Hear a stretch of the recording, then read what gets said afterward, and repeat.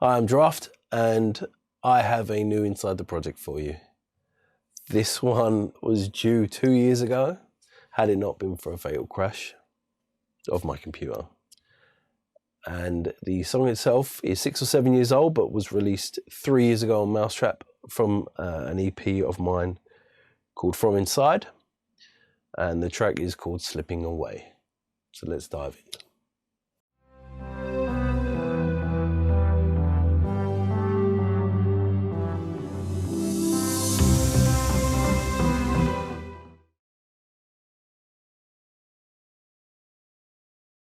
Right, before we continue, this project needed to be resuscitated, it needed to be cleaned, and it's still buggy. So if things go a little haywire, it's just part of the show. Right, so everyone knows the tune, you should do by now. That one. It was quite a behemoth of a project. It was 9 minutes long in length. None of this was intended. The original tune was called Goblin. So that gives you an insight into what the hell I was thinking. It's made up primarily of pads, some plucks, quite a few drums and percussion elements, very few effects, minimal mids, bass, things like that. And some stuff that, self-explanatory. I haven't been able to pinpoint what they are yet. So to begin with the pads and plucks, we'll start with. If there's anything that goes amiss here, then let's just see how we get on. So the intro sounds like this.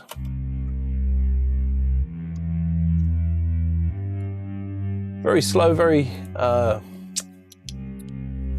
almost eerie and haunting without meaning to be. And I remember distinctly trying to gruff up that sound. Couldn't tell you when it's initially made in because of the crash, but hey ho, we do what we can. So there's minimal process in regards to where it's bussed to what it's doing. Everything in this track pad-wise is routed to one pad bus, which is a volume controller, which is that envelope pattern here at the top.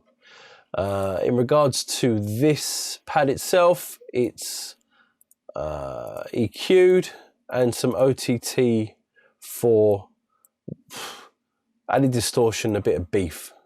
So all I've done is I've taken down the downward percentage and the output gain down as well, just to gruff it up. Now this tune was all about progression without wanting to be under that progressive genre labeling. So everything expands as it progresses, and then it becomes this big tumultuous thing before it slowly fades out, hence the tempo. So with the tempo, it starts at 85 beats per minute before the actual tune develops into 128. But as it progresses, I introduce other elements into it. This is a simple case of synth 1, which is a very basic synth, which sounds like this.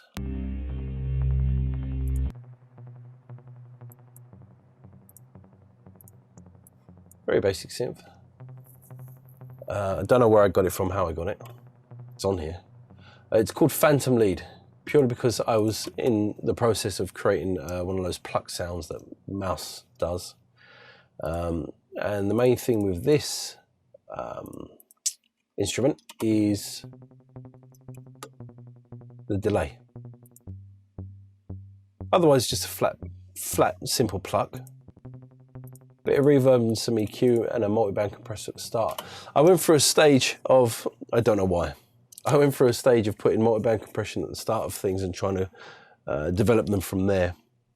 So I'd contain the initial sound from the instrument, the synth, whatever it is, and then develop it. Kind of works sometimes, a lot of the time it didn't work, I won't lie. So as the tune progresses, we get the, or the intro I should say, we get the extra additions of melodies, harmonies, things like that. But just before we get there, there's that lovely distorted lead.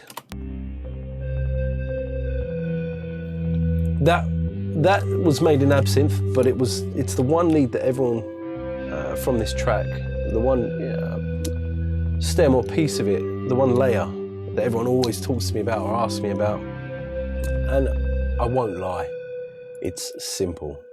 It's a case of absinthe, and if this is dry, it's a simple sign. Maybe with a harmonic on top, I forget how I did it. It's got the multi-band compressor at the start, and I'm gonna put all these back on so you can listen to it. And the key ingredient to give it that dirt, I'm not gonna show you the settings because it took me a long time to get it that way, but it's done in Valhalla Ubermod, which I use for delay, but with one button.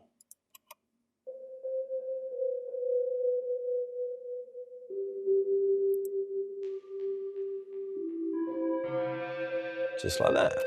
Fairly simple, straightforward, but it gave that eerie kind of developmental progression over the top, which it became the lead that I would whistle. It was something that I would latch onto, and I just kept whistling over and over my head, so it had to stay. Next, we have a couple of pads that were created in Massive. This is quite simple, actually, these ones. They're just high-end pads or kind of shimmery leads that are delayed offset.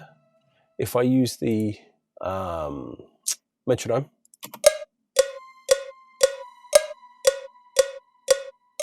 so the attack slowly, gradually brings them in, which is nice. It's just another layer to add out onto that intro. This pad, gorgeous pad, as I've called it. This was another lead. This was, I think I was making a Boards of Canada style lead, and this just sort of came in on top.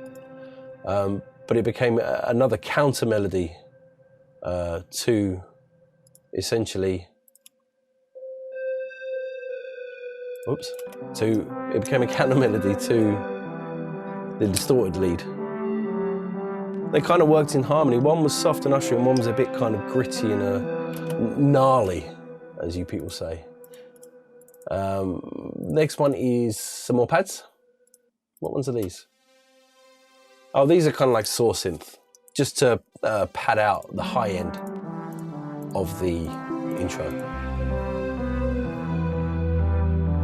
And it's slowly starting to progress. And then we hit this one part where the distorted lead take a higher octave range with the harmony. And then we have this, which is almost just like a stuttering. There's still plucks. I don't think there was an LFO incident on it, instance rather on it. But again, it was all about layers. I didn't want to fall into this progressive label, but when I was making this intro, I did want it to develop. If you're going to make a long ass intro, you need to keep people engaged, and by adding other elements, that's kind of the easiest way to do it. And the final bit from the intro, pad wise, was made in CS80. Which, since upgraded to V6 or whatever I am now on Arturia, I somehow lost a lot. This complements the main bulk of the melody, because I've still, underneath all that, I've still got that slow, grudging melody underneath. Now, I haven't really spoke about processing where it doesn't need to be, because when I bounced these out initially, they already had a processing applied to them. A lot of it's just reverb and EQs to tidy them up. But aside from that, there's very little else. Now, as the track progresses, the pads eventually come back in, they run in sync together before they fade out for the what is equivalent to the second drop or the breakdown, whatever we called it, and then the final big ending. So there's no real distinction between the melodies when they return in terms of their structure or their arrangement. It's all, if anything, there's just certain breaks where the harmonies take on a different arrangement. like with the distorted pad. See if I can show you that. Yeah.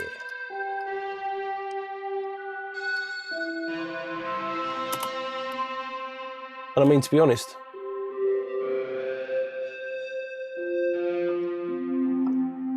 it just runs, because of the reverb and everything else that's with it, it helps run so smoothly into the next elements. So then we have these aspects, fire them all back in. There's got to be a quicker way of doing that. There's got to be a shortcut. And then I think we came down to that. Yeah, the mini break. Now, unfortunately, this is where I interject and say that there was some fatalities in the crash. Shouldn't really joke about it that way. Including one really pivotal kind of important melody, which you know, but it's not here. I think I made it in Profit and it had delay reverb, maybe a bit of distortion, but you get it. And then we lead on to the final,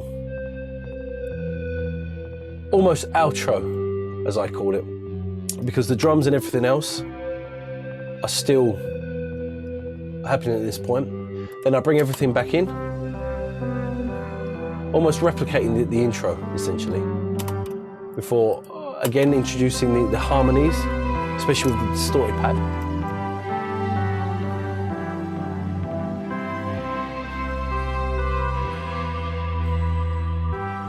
Slightly changing it up, going up again, quite high. And then I get to the point where, say it's 8 minutes 14 in the track, I introduce an envelope, an automation in the envelope of the tempo. So it slowly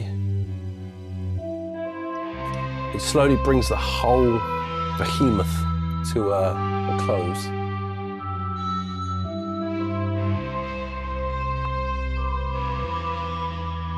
If I may say so, it works and I like it.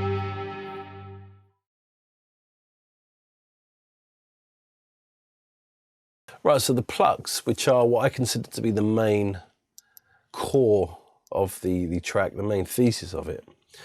Relatively simple. It was Massive and Zeta plus, however you say it. Just the two instances, that's Massive. Very simple setup. And the same with this one, which was actually a preset, which, give a shit. But the melody, whilst kind of catchy, was more about the expansion of it and what I could do to the filters to open and close them as the tune progressed, in order to engulf and instill a bit of almost emotive listening to the consumer. Now, if you play it through,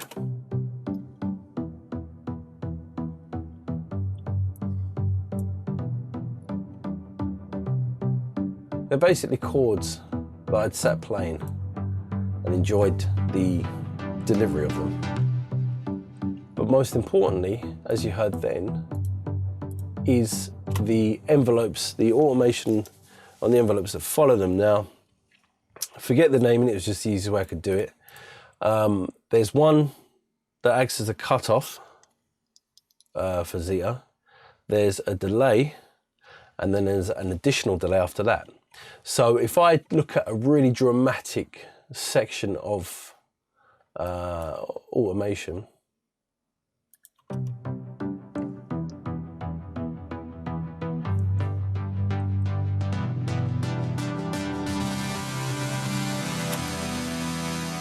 just off that instance alone, you can hear the cutoff, the filter on the cutoff slowly opening, and in fact I could probably show you that happening. I believe it's that one. Yeah. Slowly opening up, and the delay, which is actually linked directly to the knob itself, gives it a kind of a wishy-washy feel, that when the delay feeds back on itself, because there's no kill switch on it, essentially, it causes that phasing, which a lot of people kind of bogged me down with, saying it was poor engineering, but it was more the fact that I wanted it to sound that way. Someone on the YouTube comments, whoever that person was, absolutely nailed it. Everything's slipping away from you. It's like, they said it was like the knobs were slipping away from them. It's kind of like the exact same principle. It goes out into this chaotic phasing delivery purely because everything's slipping away. It's Emotion 101.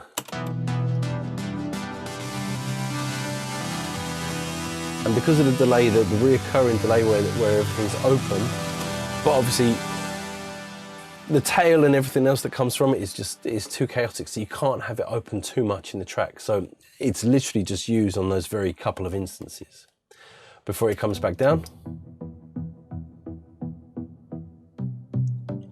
And this is kind of the main build before the first drop, as they say. So if I put everything back in here, with the pads combined, this was the aftermath, after the flood, if you were, of the intro before it drives straight back up. And even the automation, as you can see on the cut-off, you can see how it ramps up is kind of where it's going to lead to.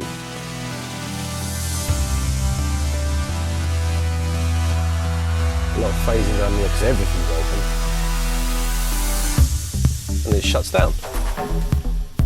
Shuts immediately back down whilst the drums and percussion and everything else and the effects and the donks and all that jazz stems back in. Because then purely it can... I didn't want it to be a progressive tune, but I wanted it to showcase progression in a more direct way, shall we say. So anyway, the track sort of is carried by almost by the main lead plucks. They kind of denote where it's going to go, where it's going to end up. So if this is going to be an aftermath of the first drop, the plucks are going to be retained. And then they accompany the part we discussed in the pad section where the melody changes, and again, the filter or cut-off is kept minimal because it's not meant to barricade, it's not meant to block anything off, but it's also not meant to overshadow anything, which is kind of the important thing. Then I believe that's the second drop there. So you have this final build before it goes up.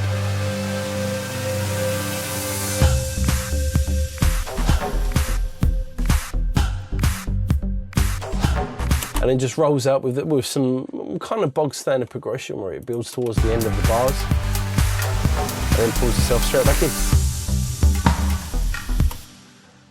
Before, like the pads, it's caught by the tempo change and everything slows down. And then one of my favourite parts of the track, which I can't remember if I shared or not, is how, because the delay on the chain is linked directly to the master tempo, is synced to the master tempo, because the actual synth is slowing down, the pad actually, the delay actually follows that, which is such a cool thing. Very basic, very simple, but so effective. And I just love the way it faded out. Now, aside from the delays and the fills and everything else, it's literally, I went through that phase of smashing OTT on everything. Again, OTT, kind of the same settings as the stuff that I used on the pads, where I pulled the gain back, the out gain back, and the down compression down. EQ, the delay, the mod, and some more EQs. Now these EQs, I don't know how dramatic they are because I haven't seen them in a few years. That one's peaking at 128. There's some random things here.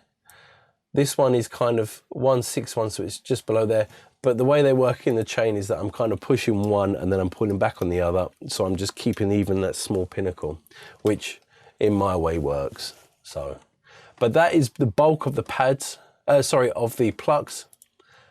And when they're included with the pads themselves, it becomes a very kind of, I always wanted to do a synth version of it, where it was just no drums, no percussion, no effects, just purely a synth rework. But then the fatal crash happened. So I just like the way it all worked in harmony. It kind of flowed. It was easy to write, to be honest. It was really easy to write. And that's not being arrogant or facetious about it. It's just that when you have such a simple, basic starting melody, you can take it anywhere. If you start with a complex melody, you're kind of, you're stuck. But when you start with 3, 4 simple notes, you can go any scale, any range, any mode. It's perfect. So that's basically the bulk of the PLUCKS, which was an instance of massive, which is just an almost tough transient of a thud to give it the extra oomph on the pluck. And an instance of Zeta, which was basically a preset where I played with a filter.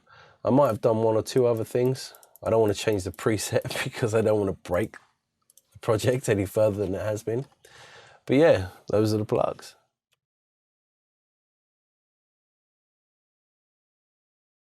Right, now the drums of the track and everything that was considered percussive inside. It's a fairly simple, structured, although it doesn't look it, fairly structured and simple kind of delivery.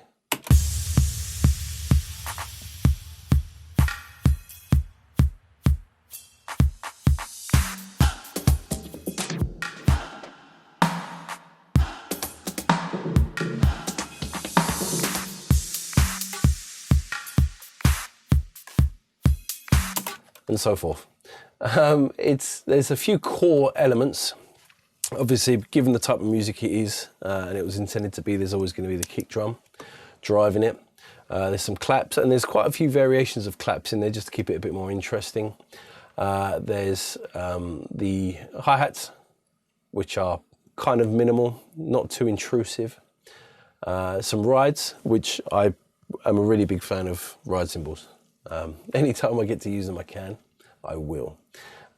There's some additional percussion, which is like woodblock hits, and just random other bits that were processed drum patterns.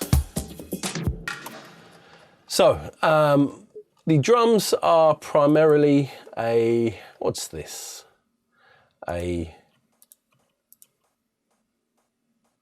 like just an airy kind of edited hat, maybe, but that sits on top of the 2 main kick drums. This kick down is a kick drum sample that the late great Rob actually gave me, and the sub kick is just from a Vengeance sample pack, because, you know, if you're going to make that kind of music, you might as well use a Vengeance pack. And they just drive the track throughout. And then obviously it's worth pointing out now, because it's on screen, when there's a build within the track, I opt to take away the sharper transient punchier kick and just use the sub underneath. Usually I would automate them, and I'd cut them, I'd EQ them, I'd do whatever, and add some envelope automation or whatever I do, gain automation. But in this instance, I didn't feel the need to, for whatever reason at the time. Then we move on to a clap, which is fairly basic in the sense that there's not even any processing on it. It's one that I'd made God knows how many years ago. And this just adds the off kind of intrigue into the drum track. Just an extra layer of groove. Then these I'll put together straight out of a Vengeance pack. Hey, are the claps, which I think it's these. Oh, and these? I don't know. So we've got 1, the second.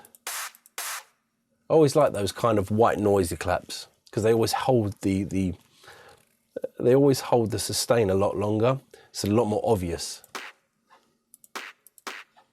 Don't know why I threw that one in, it doesn't sound great. And a bit of Foley, because I always got to throw in Foley somewhere. but they all just sort of, you can still hear the pop and the 200-300 hertz punch from the kick drums. So they just sort of sit on top.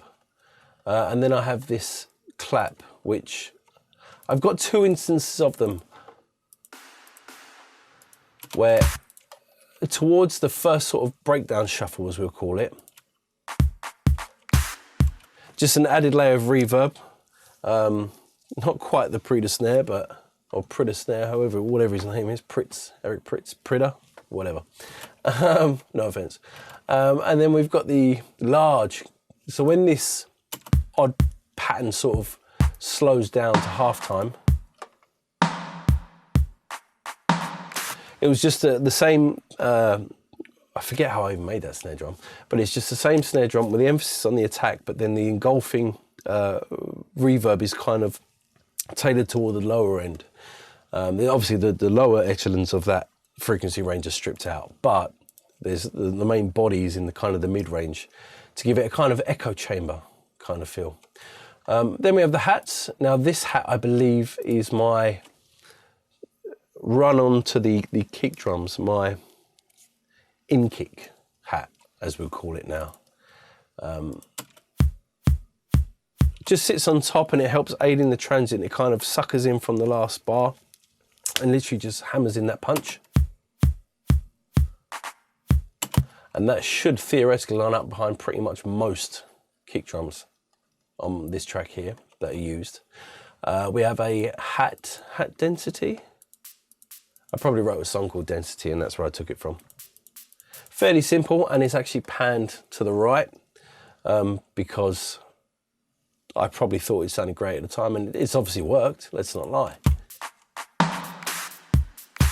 Just something else to have in in the track itself, because then you're once again did I hear that? You kind of, there's always something new, or I'd like to think there is. And then the final one is the more traditional hi-hat, but it's not as frequent in the first sort of section. As we progress towards a bit,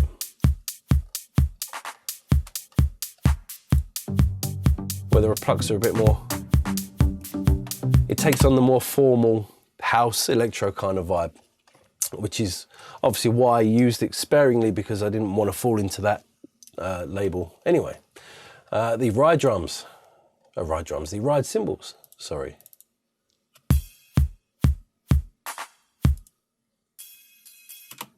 No processing on these. I probably processed them before bouncing them. These are almost shimmering kind of, I think they were pitched to begin with, but they're shimmering just to sort of sit over the top and add a bit of groove, a high-end groove.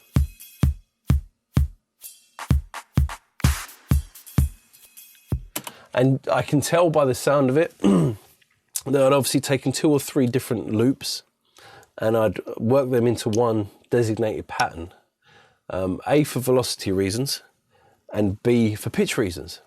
Because if you're striking something constantly, you're not going to hit the correct constant pitch every time. There's going to be a fluctuation, but also you can create almost a little mini melody out of doing so, or by doing so, I should say. Now, I also have a filter on this ride's bus, I've called it, which is the old Camel Fat filter. Camel Fat 3, rather. And that is just literally the top end of the filter being just taken out. So on this main section here again,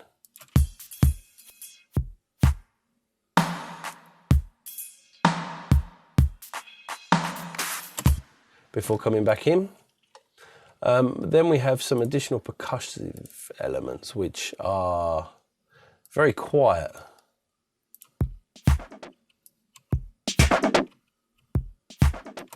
So I've literally put some trash, isotope, trash 2, wherever it is, on there. And then I've put welcome to the Buggy Project. Hello. Don't fucking crash on me now.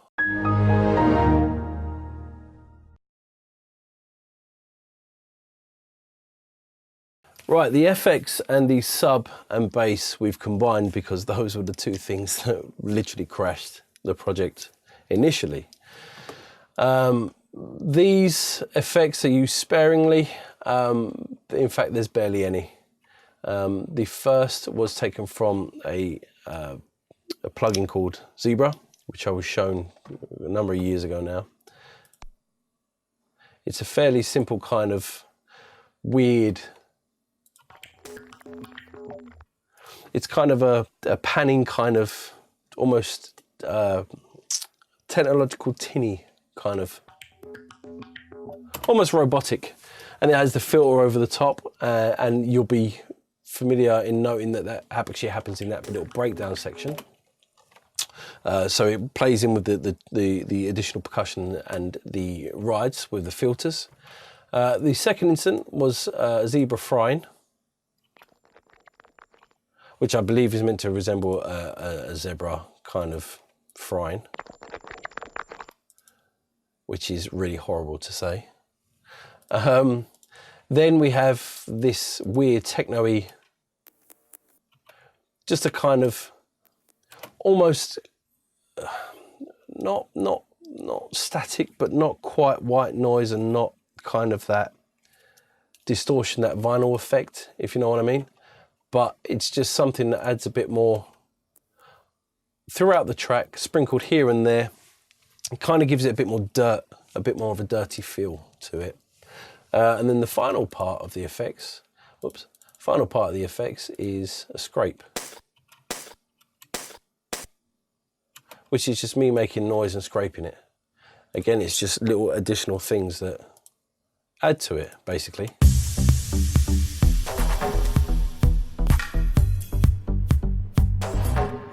Just little layers that are sprinkled throughout, just to add something new to it, just to keep it slightly interesting. So that's the effects. Pretty much doesn't need a section on its own. And the sub, straightforward. This instance of this sub is, I think I've got two in here purely because I've got one that is an actual sound wave, and a second which is a square, which I believe I use for certain different sections of this track. So we have this big kind of, where the sub drives in for this kind of, to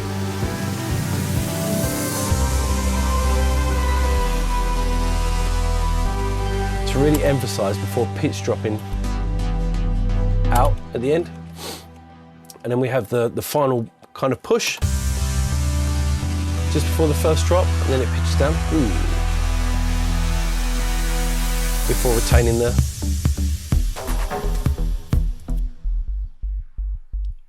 it's very low, stupidly low. And then I have something called mids flash, which is basically just a sample straight out of engines that I processed beyond recognition, and added an additional bit of reverb on it. And that again is ushers in bars, basically, ushers in next sections. And then finally the donk, which someone really criticised, and that hurt. That YouTube comment hurt. They criticised about the donk, which is basically just if I dry the signal, it's just a standard kind of techno-y, whatever you call them, donk, but it became like a focal point of the track. And it wasn't used out of randomness, it was used just to aid the mids flash, whatever that effect is called. So they work in harmony. Oops. So they work in harmony. Because unless you hear a quieter affected instance of it, you won't hear the mids flash without the donk. Just something to put together. And that's the mids and FX.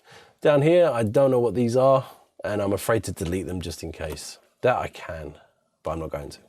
But yeah, that is pretty much the inside the project for Slipping Away. We've had 2 crashes, 1 crash. we've had instances of synths that I couldn't show you because they've since been lost in said crash. But there's the core of it. I would have loved to have been able to show you the original project. I think someone at mau5trap might actually still have that somewhere. I know they've got the stems for definite. But yeah, thanks for tuning in.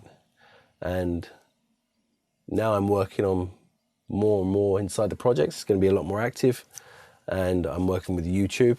They're giving me the official artist channel access, finally. So do that thing where everyone points somewhere and says subscribe. So subscribe. Thank you.